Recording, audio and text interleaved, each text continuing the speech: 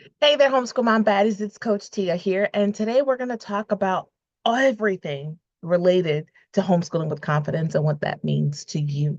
Homeschooling with confidence is something that is 100% achievable, especially for moms who truly want to homeschool. If your ultimate desire is to homeschool and you just feel like you're lacking the confidence, then this is the training for you. This training is designed to provide you with information, manageable tips and resources, and most importantly, clear applications on how you too can start homeschooling with confidence. So, without further ado, let's jump right into it.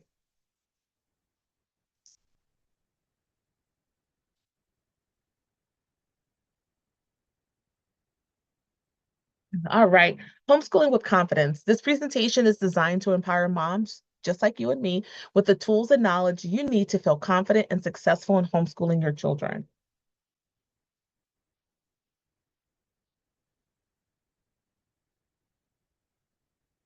All right, what is homeschooling? Homeschooling is a form of education where children learn at home rather than in the traditional or private school setting. Parents or guardians take on the role of teacher, providing instruction and guidance. It offers a flexible and personalized learning experience that caters to individual needs and learning styles. Homeschooling allows children to progress at their own pace, explore interests in depth, and receive a tailored education. Homeschooling. Now, here are some of the benefits of homeschooling. And me personally, I can honestly say that it has been a tremendous life changer for me and for my family. It's the flexibility and customization, the strong family bonds. And most importantly, I get to curate a safe and nurturing environment. Although the benefits of homeschooling is individualized per family, but for me and mine, it's definitely the flexibility. Being able to create experiences for my children that enrich their educational goals, that allow them to pursue their interests and desires, and really focuses on the family bond. More the reason why I choose to homeschool, and everyone's reasoning and benefits and success looks different. And that is why homeschooling is such an amazing tool and resource for parents who are considering alternative to education. Gone are the days where parents want to send their children to a traditional school. They really want to keep them at home, and these are options that you can do. Some parents do public school at home. It's not necessarily home education, but it's definitely an option. Some parents want to be the teacher, which is what I do. I am the educator for my children. I curate, I design the curriculum ideas for my children based on their interests, their desires, and their ultimate goals. And it truly is a personalized experience and journey. And I highly encourage parents to start visualizing what they want their homeschool to look like and how you can start implementing some steps to start building that as well. All right, here are some challenges faced by homeschooling moms. Time management, balancing homeschooling with household tasks, errands, and other responsibilities can feel overwhelming. And as a homeschooling mom of six with over 17 plus years of experience, I can tell you right now that is definitely a challenge. However, it's manageable and doable. It's all about shifting perspectives. It's all about maintaining your priorities and also having a clear mindset on what the expectations are for you and for your family. Finding a rhythm and establishing effective time management strategies is key. Another struggle and challenge for homeschooling moms is social isolation. Homeschooling can sometimes lead to social isolation, especially for moms who rely heavily on their children for interaction. Connecting with other homeschooling families and creating opportunities for social interaction is important. Hence, co-ops, virtual and in real life opportunities, co-op groups, resources, mommy meetup, play dates, library dates, field trips, getting involved in online programs are a great way to meet people and also getting out in your community. There's no better way than to find your tribe is to create one. If you can't find one, create one, and you'd be surprised how much you're helping other people as well. Curriculum overwhelm is another reason why some parents might choose not to homeschool or they struggle with their homeschooling journey. Is choosing the right curriculum can be a daunting task. With numerous options available, evaluating needs, resources, and learning styles is crucial for selecting a suitable curriculum. And most importantly, lack of confidence. Many moms lack confidence in their ability to teach their children. Building a positive mindset, seeking support from experienced homeschoolers, and accepting imperfections can help overcome these anxieties. What has helped me overcome my homeschooling anxiety, honestly, is just facing it on head on, just recognizing that I am not perfect, that I am going to have shortcomings, that I am going to make mistakes, and that is part of the process, part of the journey of homeschooling. My confidence comes when I celebrate the small wins. My confidence comes when I shift to a positive mindset. My confidence comes when I can just laugh at my imperfections and just laugh about the setbacks and scheduling changes and just how life just continues to life. It takes practice, but it's definitely achievable and doable. Lacking confidence is a natural experience to have when it comes to homeschooling, but you can find the confidence and the strength to be successful in homeschooling your children. All right, developing a positive mindset. It starts with seeking support. So at the base level, you want to connect with other homeschooling families and mentors for encouragement and guidance. That is like the ultimate thing. That is the most important foundation in building this homeschooling pyramid. You want to seek support. And then you want to start to celebrate the small wins. When you start to focus on the positive, positive attracts more positive. If all we're looking at is our failures, our setbacks, and we're whining, we're complaining, we're frustrated, that's all we're going to see. So shifting that mindset is so important, and understanding that it's definitely doable and something that you can actually achieve. So celebrate the small wins. Remember, no matter how big or small, celebrate it, whether it's for your child, for you, for your family, celebrate it. Also, embrace flexibility. That's another key important factor into building and developing a positive mindset, is to embrace flexibility. Homeschooling allows for a personalized pace and customized learning. And most importantly, believe in yourself. If you believe it, it'll come to fruition. Oftentimes, most of our setbacks and failures are mental. We're already thinking about it, therefore, we're going to act on it. So, we want to shift our mindset. We want to shift the way we see things, how we see each other, how we see our confidence level, how we see our abilities as a mom, as a wife, as a parent, as a home educator. All of those things we have to shift into a developing a positive mindset. I like to start with affirmations. I am successful. Today will be a great day. Today, I'm going to put my best foot forward. Today, my children will be attentive and ready to go. Whatever I need to do to say to myself and make it a mantra throughout the day helps with developing a positive mindset. And remember, a positive mindset is essential for success in homeschooling, not just in homeschooling, but in life. By believing in yourself, embracing flexibility, celebrating the small wins, and seeking support, you can foster a joyful and rewarding learning experience for both you and your child. What beautiful thing will that look like when you're able to feel confident in who you are and whose you are and your purpose in home educating your children? It will be something to think about, right? It's something that will just be life changing, not just for you, but for your children as well. So start thinking about the positive shifts you want to make in your life. All right, time management strategies. Yes, yes, yes. It's so important to have some sort of rhythm and flow when it comes to homeschooling. Number one, creating a schedule. It sounds so tedious, but it really, really is important.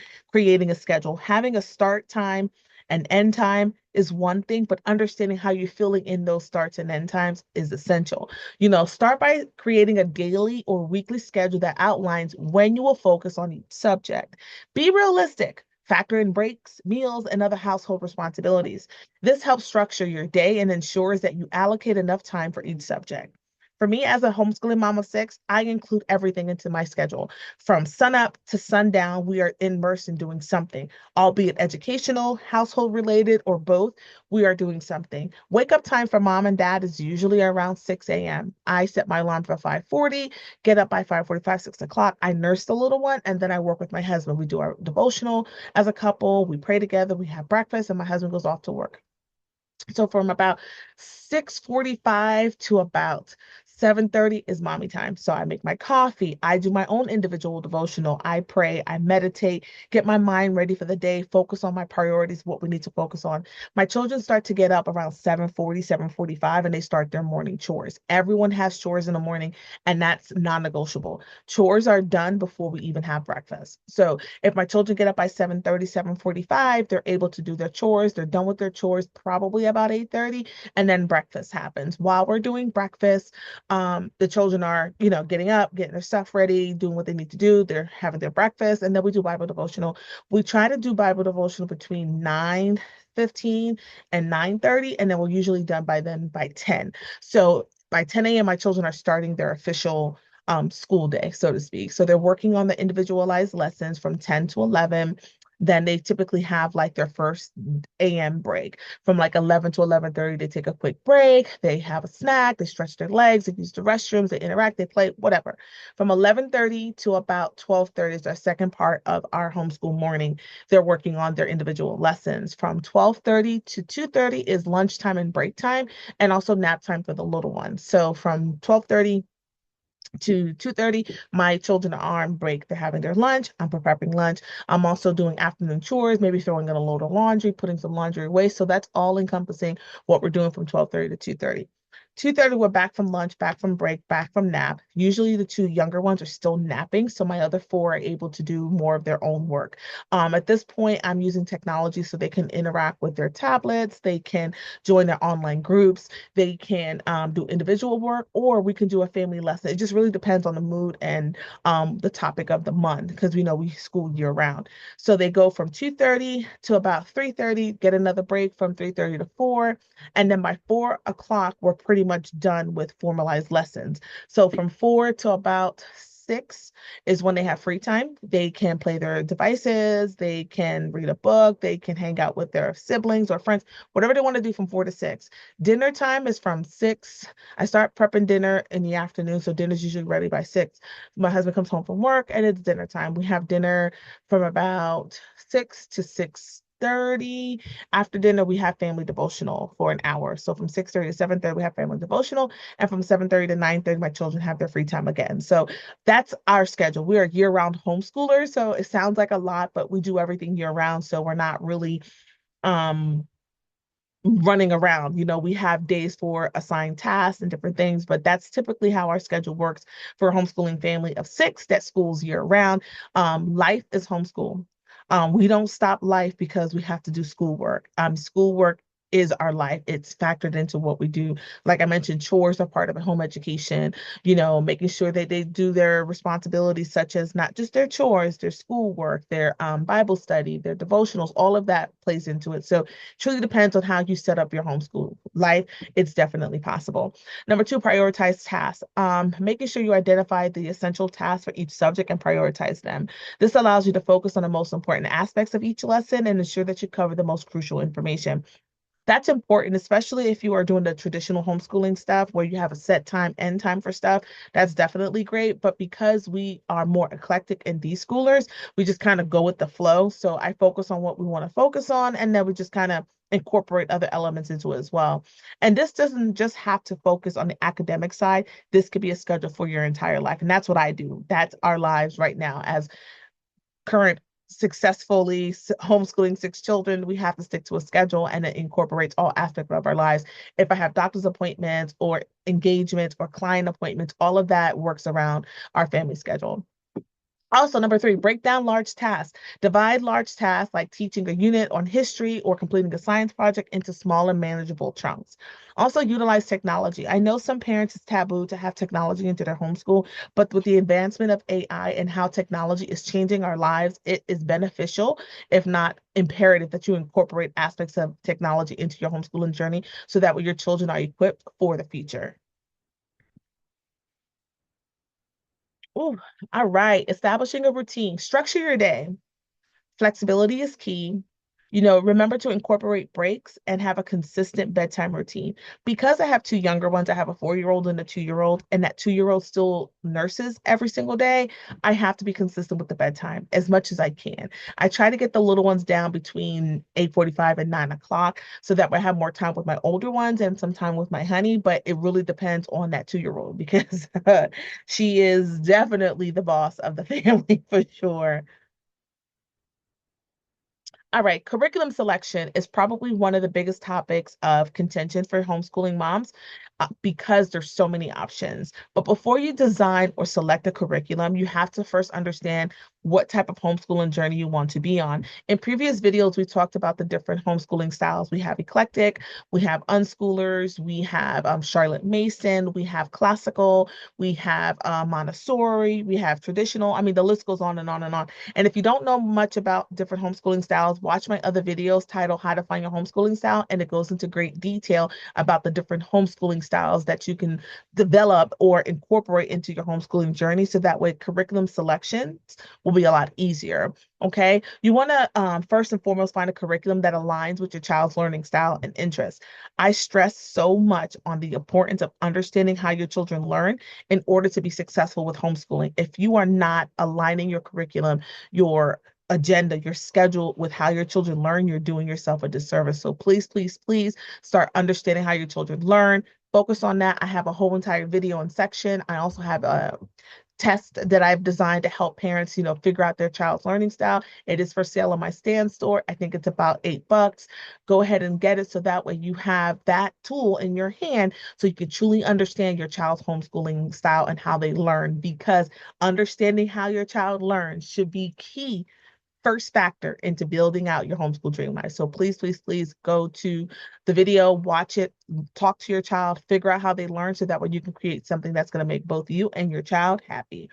All right, you want to explore different curriculum options. They have traditional textbooks, online resources, unit studies, research and compare different curricula to find the best for your family. One of the first things I will tell you to do is decide whether or not you want to do online.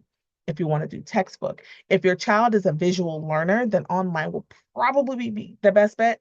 If your child's more hands-on, you could do a combination of online and unit studies. So it truly just depends on how your children learn. So I highly recommend you start doing your research and setting that up before you start purchasing curriculum or designing your homeschool journey.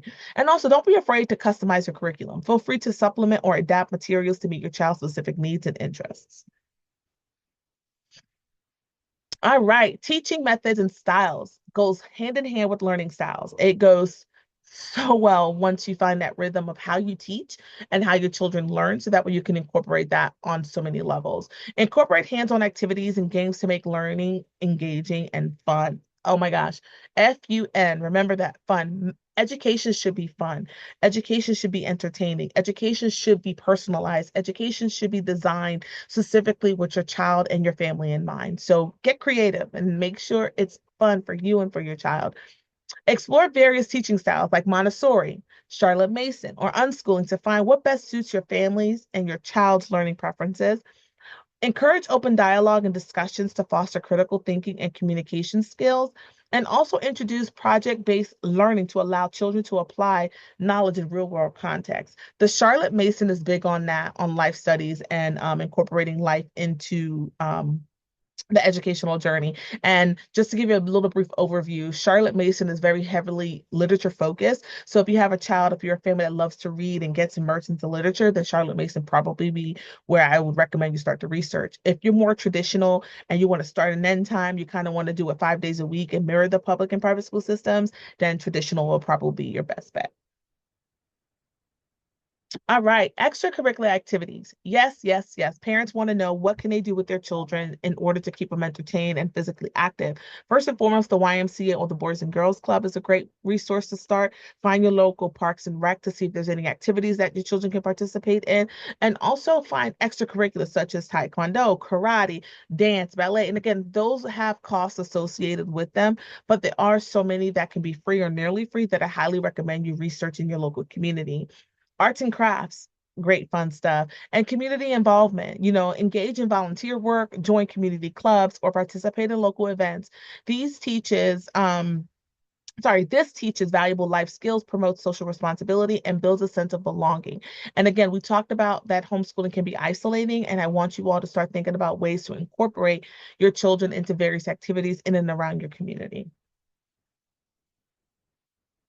All right. Socialization and community. Homeschool co-ops. If you are into a homeschool co-op, go for it. If you don't know what a homeschool co-op is, it's just some place where other families, just like you, connect with other families through co-ops where children can connect and participate in group activities, field trips, and social events. Some of these co-ops offer a sense of community and support for both parents and children. So find one close to you. And if you can't find one, create one.